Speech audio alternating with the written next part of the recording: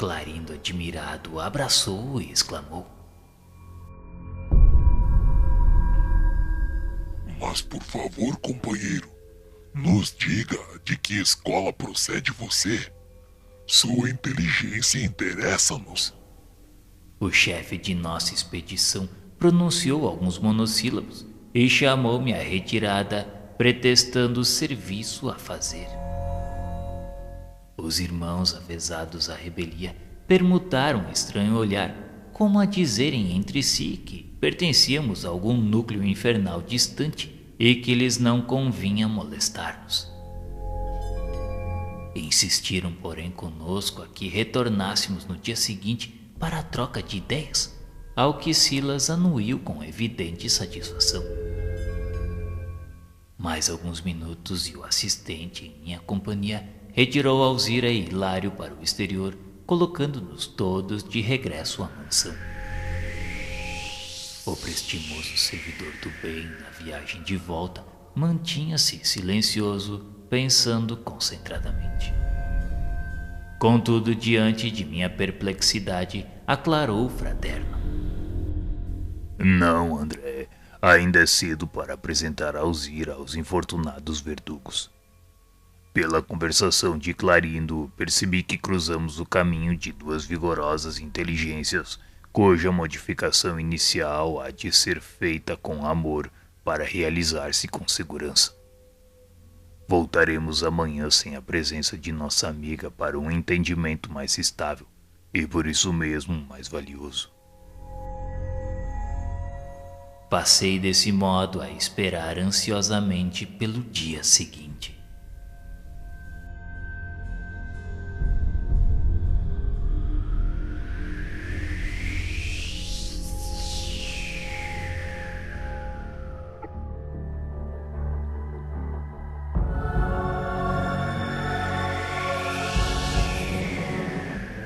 Na noite imediata, acompanhando o assistente, eu e Hilário achamos-nos de novo na residência de Luiz. Os irmãos de Antônio Olímpio receberam-nos de bom grado. Em larga copa da fazenda, reunia-se a família junto a dois agregados em um lanche ligeiro. Marcava o relógio 21 horas. A fisionomia do dono da casa era quase a mesma da véspera, não obstante a diferença que a máscara física lhe impunha. Enquanto Adélia acariciava as crianças enternecidas de sono, o marido comentava o noticiário radiofônico, destacando tópicos alarmantes que assinalara nos setores da economia. E falando para os amigos assombrados, salientou as dificuldades públicas, relacionou misérias imaginárias, criticou os políticos e os administradores e referiu-se às pragas do café e da mandioca, detendo-se particularmente sobre as epizótias. Por fim, não satisfeito em enunciar as calamidades da terra, falou inconsequente quanto à suposta ira do céu, afirmando crer que o fim do mundo estava próximo e clamando contra o egoísmo dos ricos que agravava o infortúnio dos pobres. Silenciosos todos, ouvíamos-lhe a palavra, quando Clarindo, mais confiado, dirigiu-se ao assistente observando: Estão vendo esse homem aí, chamado Luiz? O seu verbo domina a pequena assembleia. Ele é o terrorismo em pessoa. Enxerga tudo em termos de cinza e lama, ajuiza com firmeza sobre os desastres sociais e conhece as zonas mais tristes da indigência coletiva. Entretanto, não sabe desfazer-se de um só centavo dos milhões que retém a favor dos que sofrem nudez e fome. Acreditam vocês, por acaso, possa ele continuar merecendo a felicidade da permanência num corpo carnal? Silas contemplou os personagens da cena doméstica, mostrando imensa piedade no semblante amigo, e considerou: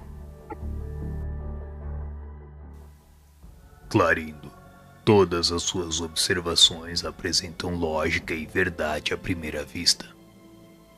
Superficialmente, Luiz é um exemplar consumado de pessimismo e de usura.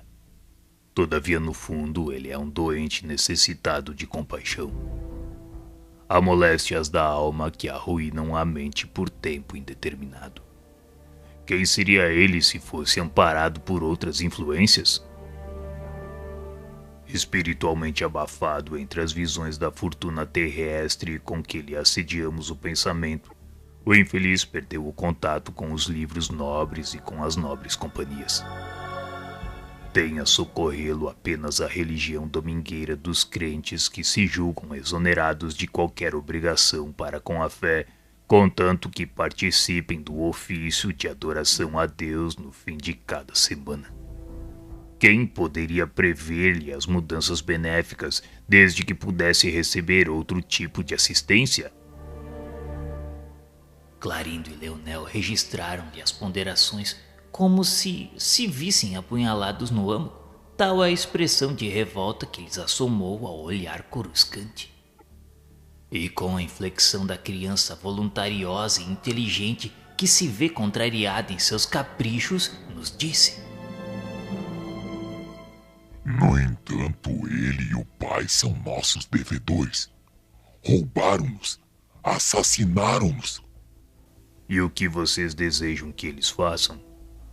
Eles hão de pagar, e pagarão muito caro. Sim, pagar é o verbo próprio. Contudo, como pode o devedor resgatar-se quando o credor lhe subtrai todas as possibilidades de solver os débitos? Que a nós mesmos cabe sanar os males de que somos autores, não padece qualquer dúvida. Entretanto, se nos compete retificar hoje uma estrada que ontem desorganizamos, como proceder se nos decepam agora as mãos? O próprio Cristo aconselhou: ajudai aos vossos inimigos.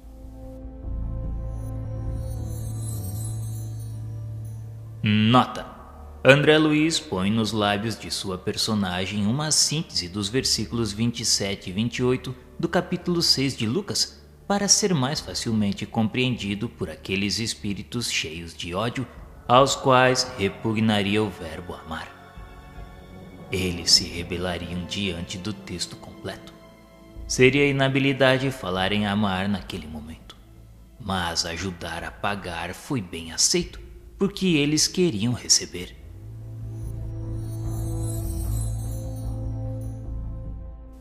Muitas vezes penso que semelhante afirmativa, corretamente interpretada, quer dizer assim: ajudai aos vossos inimigos para que possam pagar as suas dívidas em que se emaranharam, restaurando o equilíbrio da vida, no qual tanto eles quanto vós sereis beneficiados pela paz.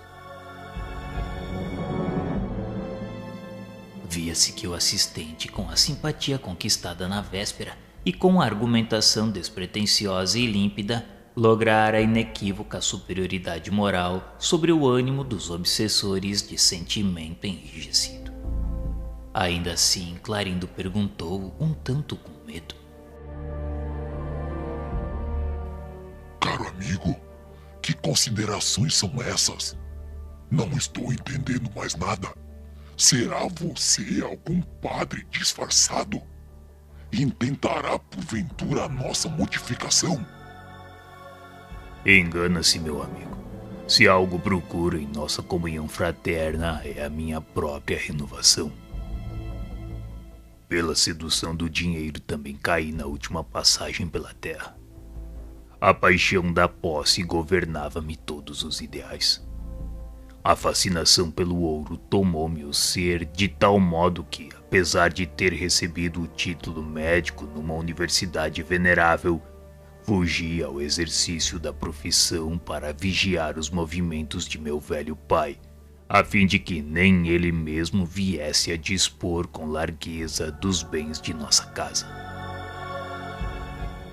O apego às nossas propriedades e aos nossos haveres transformou-me num réprobo do paraíso familiar, convertendo-me ainda num verdugo intratável naturalmente odiado por todos os que viviam em subalternidade no vasto círculo de minha temporária dominação. Para amontoar moedas e multiplicar lucros fáceis, comecei pela crueldade e acabei nas malhas do crime. Abominei a amizade, desprezei os fracos e os pobres, e no temor de perder a fortuna, cuja posse total ambicionava, não hesitei em adotar a delinquência como sócia infernal de meu terrível caminho. Ante as palavras do assistente, enorme surpresa me tomara de improviso. Estaria Silas reportando-se a verdade crua ou se utilizava naquela hora de recursos extremos, incriminando indevidamente a si próprio para regenerar os carrascos que nos ouviam? De qualquer modo, eu e Hilário havíamos prometido não lhe comprometer a tarefa, e por isso tacitamente nos limitávamos a escutá-lo com atenção. Sentindo de certo que Leonel e Clarindo se mostravam um tanto comovidos, dando ensejo à assimilação de pensamentos novos, Silas convidou-nos a todos à retirada do ambiente. Falou-nos que pretendia dizer algo de sua experiência, mas preferia conversar conosco ante o altar abençoado da noite, a fim de que a sua memória pudesse evocar tranquilamente os fatos que buscaria relatar. Lá fora as constelações resplendiam como lares pendentes da criação, e o vento perfumado corria célere como quem se propunha transportar-nos à oração ou a palavra para a glória do céu.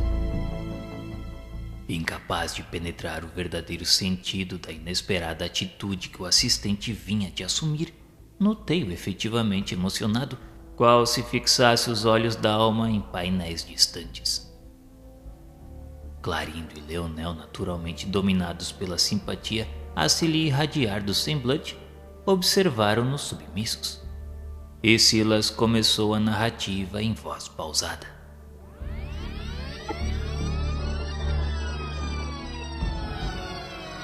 Tanto quanto posso abranger com a minha memória presente, lembro-me de que em minha última viagem pelos domínios da carne, desde a meninice, me entreguei à paixão pelo dinheiro, o que hoje me confere a certeza de que, por muitas e muitas vezes, fui usurário terrível entre os homens da terra.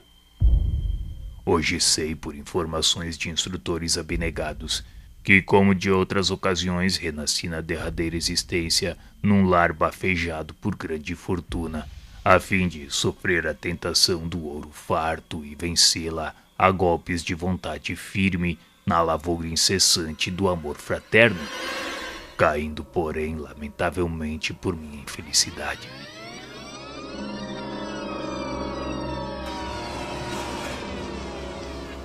Era eu o filho único de um homem probo que herdara dos avós consideráveis bens. Meu pai era um advogado correto que, por excesso de conforto, não se dedicava aos mistérios da profissão, mas profundamente estudioso, vivia rodeado de livros raros, entre obrigações sociais que, de alguma sorte, lhe subtraíam a personalidade às cogitações da fé. Minha mãe, porém, era católica romana, de pensamento fervoroso e digno, e embora sem descer conosco a qualquer disputa na esfera devocional, tentava incutir-nos o dever da beneficência.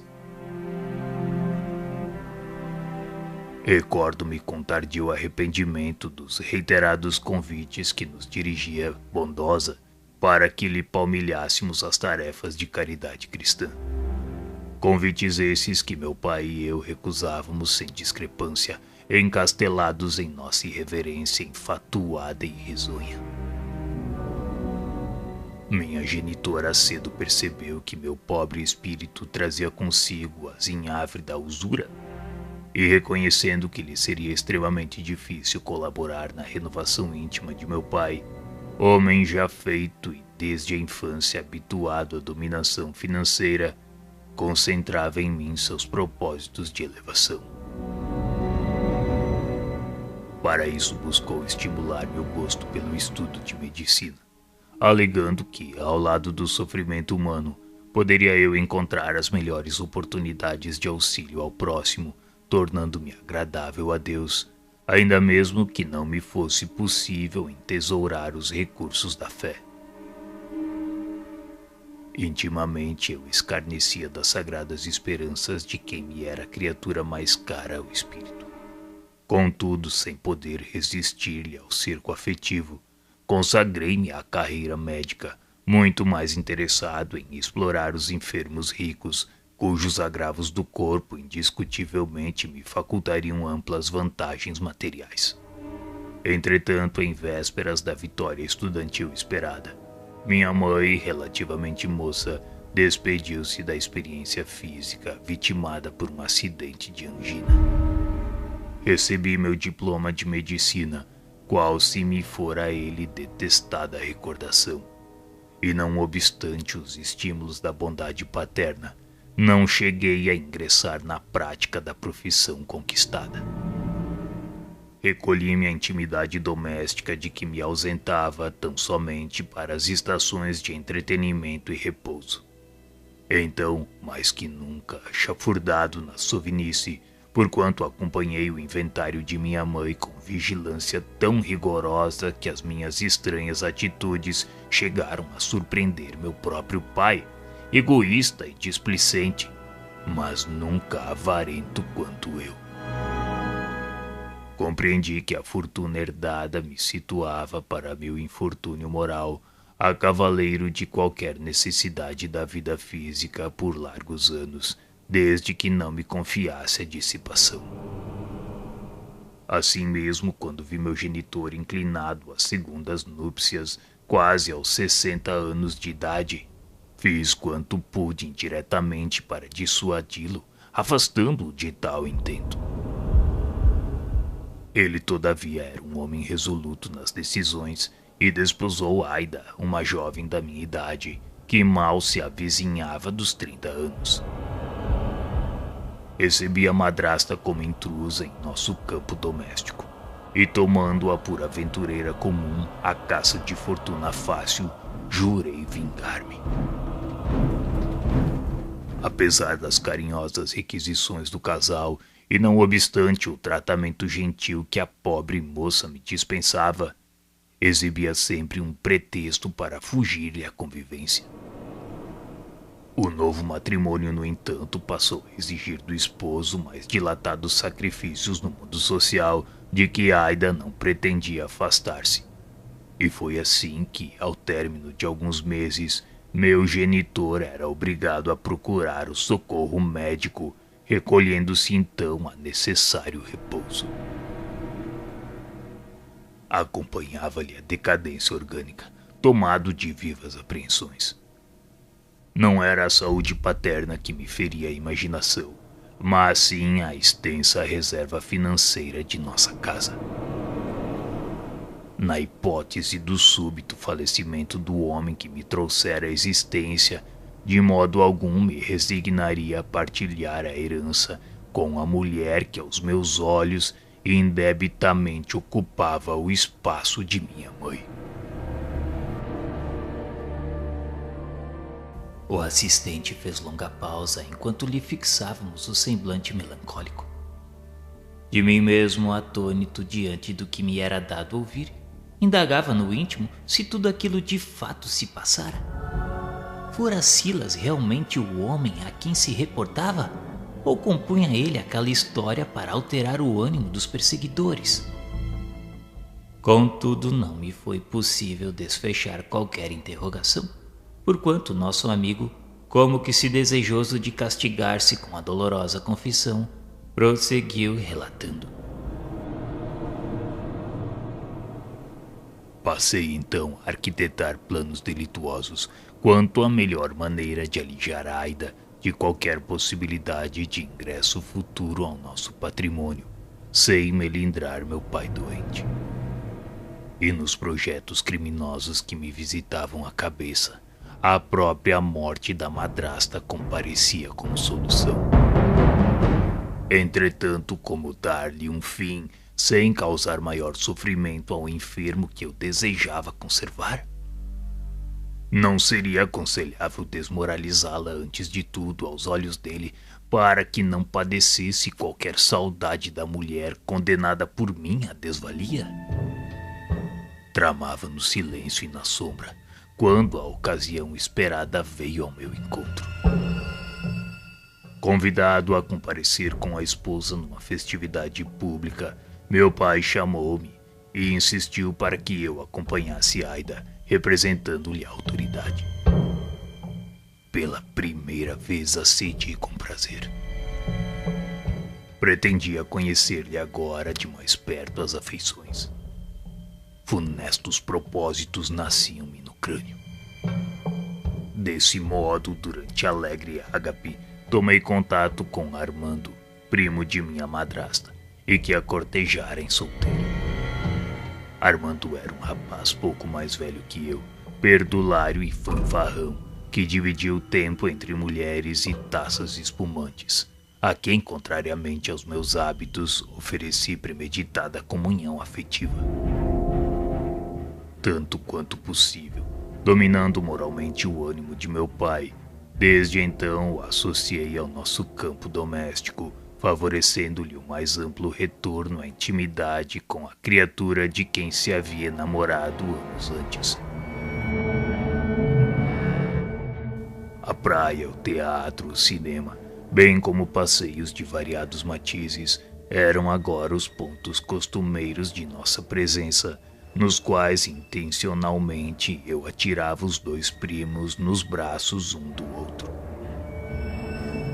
Aida não me percebeu a manobra, e embora resistisse por mais de um ano à galanteria do companheiro, acabou por ceder à constante ofensiva dele. Fingi desconhecer-lhe as relações até que eu pudesse conduzir meu pai ao testemunho direto dos acontecimentos. Inventava jogos e distrações para reter o sedutor em nossa casa. Captei-lhe a confiança absoluta, de modo a usá-lo como peça importante em meu criminoso ardil. E certa noite em que, cauteloso, aparentei completa ausência de nosso templo familiar, sabendo os amantes segregados em determinado aposento contíguo ao meu, procurei meu pai em sua dependência de enfermo, e mascarando-me com intensa dignidade ofendida, chamei-o a brios numa exposição sintética dos fatos.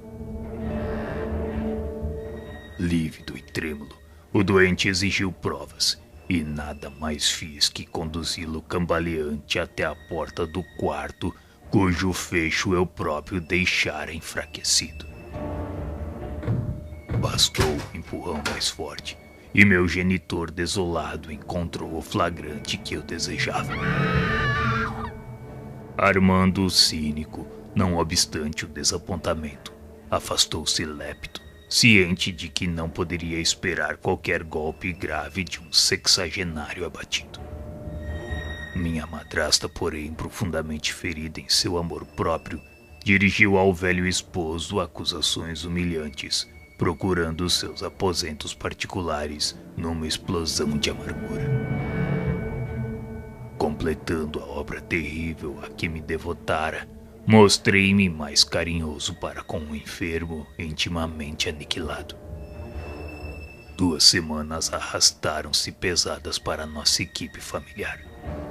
Enquanto Aida ocupava o leito, assistida por 2 médicos de nossa confiança, que nem de longe nos conheciam a tragédia oculta, afagava meu pai com lamentações e sugestões indiretas para que os bens de nossa casa fossem na maioria guardados em meu nome, já que o segundo matrimônio não poderia desfazer-se perante as autoridades legais. Prossegui em minha faina delituosa, quando minha madrasta apareceu morta. Os clínicos de nossa amizade positivaram um envenenamento fulminante e, constrangidos, notificaram a meu pai tratar-se de um suicídio, de certo motivado pela insofreável neurastenia de que a doente se via objeto. Meu genitor estava mais sombrio nos aparatosos funerais. Contudo, em meus destruidores propósitos, regozijei-me. Agora sim, a fortuna total de nossa casa passaria a pertencer-me. Minha satânica alegria, porém, durou muito pouco.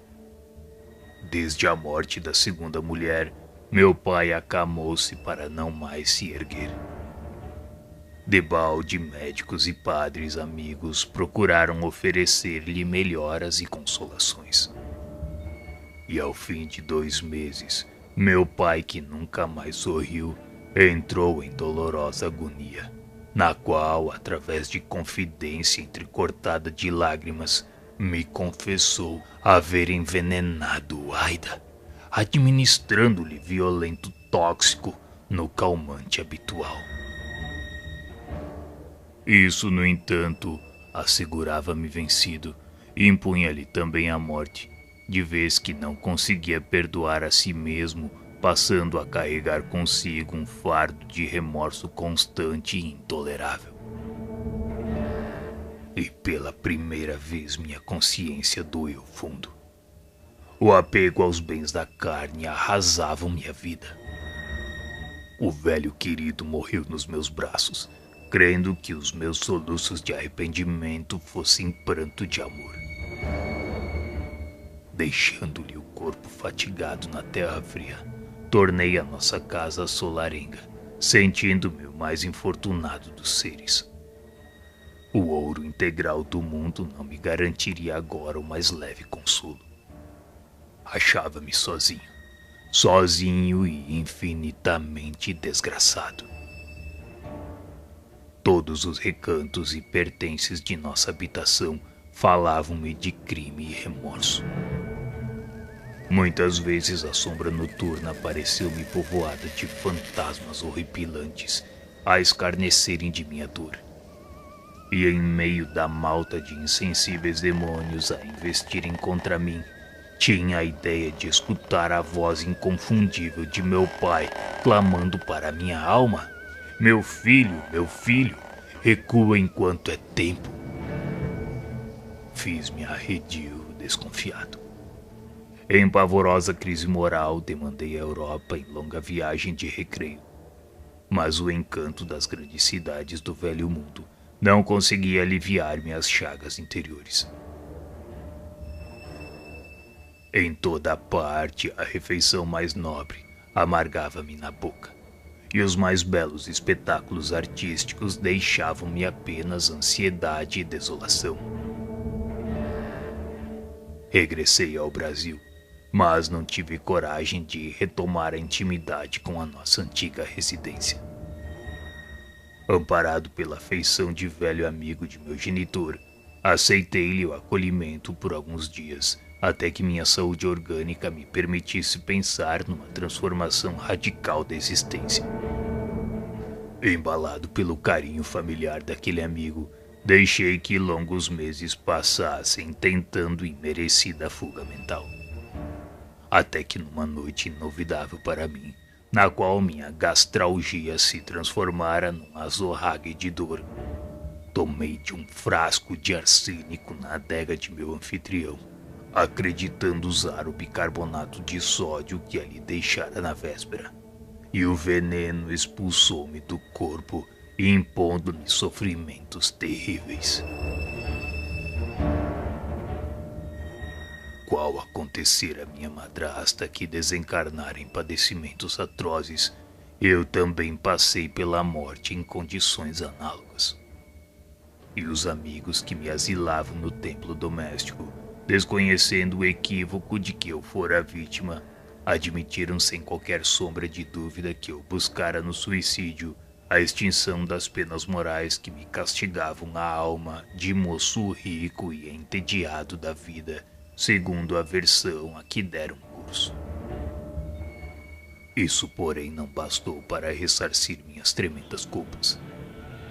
Dementado depois do sepulcro, atravessei meses cruéis de terror e desequilíbrio entre os quadros vivos a se me exteriorizarem da mente algemada às criações de si própria, até que fui socorrido por amigos de meu pai, que se achava igualmente a caminho da sua recuperação, e, unindo-me a ele, passei a empenhar todas as minhas energias na preparação do futuro.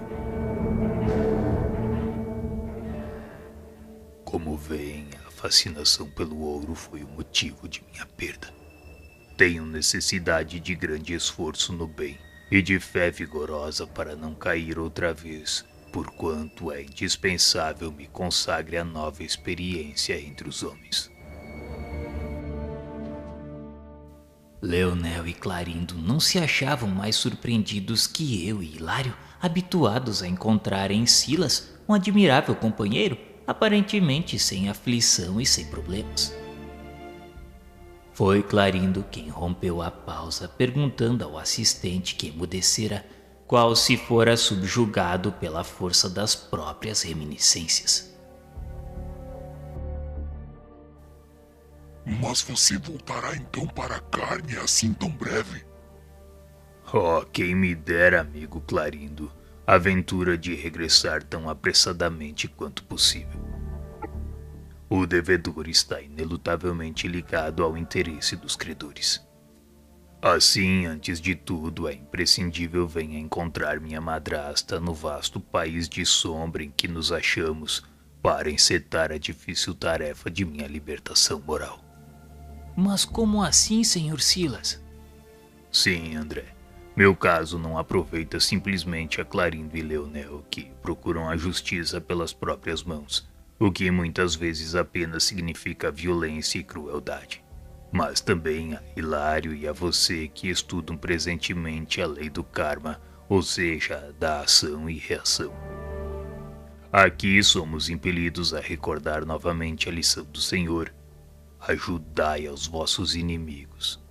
Porque sem que eu mesmo auxilie a mulher em cujo coração criei uma importante adversária de minha paz, não posso receber-lhe o auxílio fraterno, sem o qual não reconquistarei minha serenidade.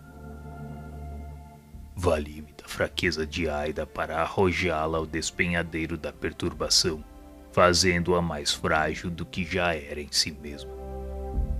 Agora eu e meu pai, que lhe complicamos o caminho, somos naturalmente constrangidos a buscá-la, soerguê-la, ampará-la e restituir-lhe o equilíbrio relativo na terra, para que venhamos a solver, pelo menos uma parte, a nossa imensa dívida. Seu pai? Referiu-se a seu pai? Sim, como não? Meu pai e eu, assistidos por minha mãe, hoje nossa benfeitora nas esferas mais altas, estamos associados no mesmo empreendimento, nossa própria regeneração moral em busca do levantamento de Aida. Sem o que não conseguiremos desintegrar o visco envenenado do remorso que nos aprisiona o campo mental nas faixas inferiores da vida terrestre. É assim que nos cabe reencontrá-la a benefício de nós mesmos. Tão logo a divina misericórdia nos permita semelhante felicidade, meu genitor, envolvido no amor e na renúncia de minha mãe, que com ele retornará às lides da carne, vestir-se-á de nova expressão corpórea no plano das formas físicas, e ambos na mocidade terrena, retomando os laços humanos do casamento, nos recolherão por filhos abençoados. Aida e eu seremos irmãos nas teias consanguíneas. Consoante nossas aspirações que o céu protegerá, à face da magnanimidade divina, serei novamente médico no futuro, ao preço de imenso esforço para consagrar minha beneficência, nela recuperando minhas valiosas oportunidades perdidas. Minha madrasta, que por certo viverá sofrendo deplorável intoxicação da alma nos tenebrosos abismos, será socorrida em momento oportuno, e não obstante o tempo longo de assistência que nos reclamará neste plano em necessário refazimento, sem dúvida renascerá em franzino corpo físico junto de nós, de maneira a sanar as difíceis psicoses que estará adquirindo sob o domínio das trevas. Psicoses que lhe marcarão a existência na carne sob a forma de estranhas enfermidades mentais. Serei-lhe assim não apenas o irmão do lar, mas também o enfermeiro e o amigo, o companheiro e o médico, pagando em sacrifício e boa vontade, afeto e carinho, o equilíbrio e a felicidade que lhe furtei. A confissão do assistente valia por todo um compêndio vivo de experiências preciosas. E talvez por isso mesmo entráramos todos em grave meditação. E como eu não desejava perder o fio do ensinamento, dirigi-me para o nosso amigo considerando. Senhor Silas, disse você estar aguardando em comunhão com o genitor a alegria de reencontrar a madrasta. Como entender-lhe a alegação? Porventura, com o seu grau de conhecimento, sofre alguma dificuldade para saber-lhe a moradia? Sim, André. Desconheço onde ela está sitiada. E os benfeitores espirituais que atualmente lhes guiam a senda? Não conhecerão eles o paradeiro dela, orientando-lhes os movimentos no objetivo a alcançar? Inegavelmente, nossos instrutores não padecem a ignorância que me caracteriza no assunto. Entretanto, qual acontece entre os homens, também aqui o professor não pode chamar a si os deveres do aluno, sob pena de subtrair-lhe o mérito da lição. Na terra, por muitos nos amem, nossas mães não nos substituem no cárcere quando devamos espiar algum crime, e nossos melhores amigos não podem avocar para si, em nome da amizade, o direito de sofrer a mutilação que a nossa imprudência nos tem infligido ao próprio corpo. Sem dúvida, as bênçãos de amor dos nossos dirigentes hão trazido à minha alma inapreciáveis recursos. Conferem-me luz interior para que eu sinta e reconheça minhas fraquezas e auxiliam-me à renovação, a fim de que eu possa demandar com mais decisão e facilidade a meta que me proponho atingir. Mas, em verdade, o serviço de meu próprio resgate é pessoal e intransferível. Leonel e Clarindo ouviam-no boquiabertos. Falando de si mesmo, o assistente, sem lhes ferir o amor próprio, trabalhava indiretamente para que se entregassem ao reajuste. E pela expressão do olhar, via-se que os dois verdugos revelavam agora admirável mudança íntima. Refletimos todos alguns instantes, e por minha vez voltei a considerar. Mas podemos supor que todo esse drama deve estar vinculado a causas do pretérito. Sim, de certo. Mas em nossa atormentada região, não há tempo mental para qualquer prodígio da memória. Achamo-nos presos à recordação das causas próximas de nossas angústias, dificultando-se-nos a possibilidade de penetrar o domínio das causas remotas, porquanto a situação de nosso espírito é a de um doente grave, necessitado de intervenção urgente a favor do reajuste. O inferno, a exprimir-se nas zonas inferiores da terra, está repleto de almas que, dilaceradas e sofredoras, se levantam, clamando pelo socorro da providência divina contra os males que geraram para si mesmas, e a providência divina lhes permite a ventura de trabalhar com os dardos da culpa e do arrependimento a lhe castigarem o coração, em benefício das suas vítimas e dos irmãos cujas faltas se afinem com os delitos que cometeram, para que se reharmonizem tão apressadamente quanto possível com o infinito amor e com a perfeita justiça da lei. Paguemos nossas dívidas que respondem por sombras espessas em nossas almas, e o espelho de nossa mente, onde estivermos, refletirá a luz do céu, a pátria da divina lembrança.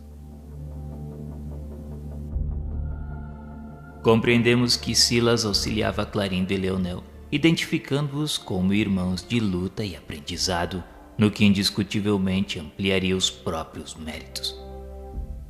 Muitas inquirições explodiam em pensamento no meu acanhado mundo íntimo. Quem lhe seria o pai amigo? Onde viveria sua abnegada genitora? Esperava despender ainda longo tempo na procura da madrasta infeliz? Entretanto, a grandeza espiritual do assistente não nos favorecia qualquer pergunta indiscreta. Apenas tive coragem para considerar respeitoso. Oh, meu Deus!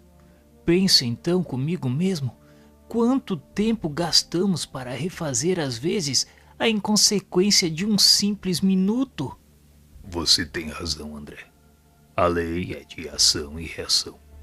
A ação do mal pode ser rápida, mas ninguém sabe quanto tempo exigirá o serviço da reação, indispensável ao restabelecimento da harmonia soberana da vida, quebrada por nossas atitudes contrárias ao bem. Por isso mesmo recomendava Jesus às criaturas encarnadas: reconcilia-te depressa com o teu adversário enquanto te encontras a caminho com ele. É que espírito algum penetrará o céu sem a paz de consciência. E se é mais fácil apagar as nossas desavenças e retificar nossos desacertos enquanto estagiamos no mesmo caminho, palmilhado por nossas vítimas na terra, é muito difícil providenciar a solução de nossos criminosos enigmas, quando já nos achamos mergulhados nos nevoeiros infernais.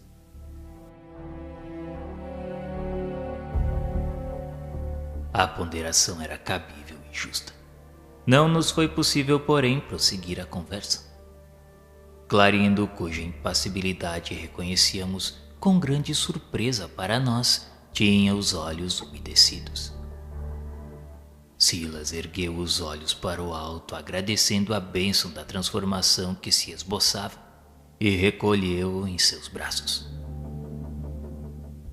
O desditoso irmão de Leonel queria falar. Percebemos que tencionava referir-se à morte de Alzira no lago, mas o assistente prometeu-lhe que voltaríamos na noite seguinte. Logo após voltamos, mas nem Hilário e nem eu nos animamos a conversar com o denodado companheiro, que entrara melancólico em expressivo silêncio.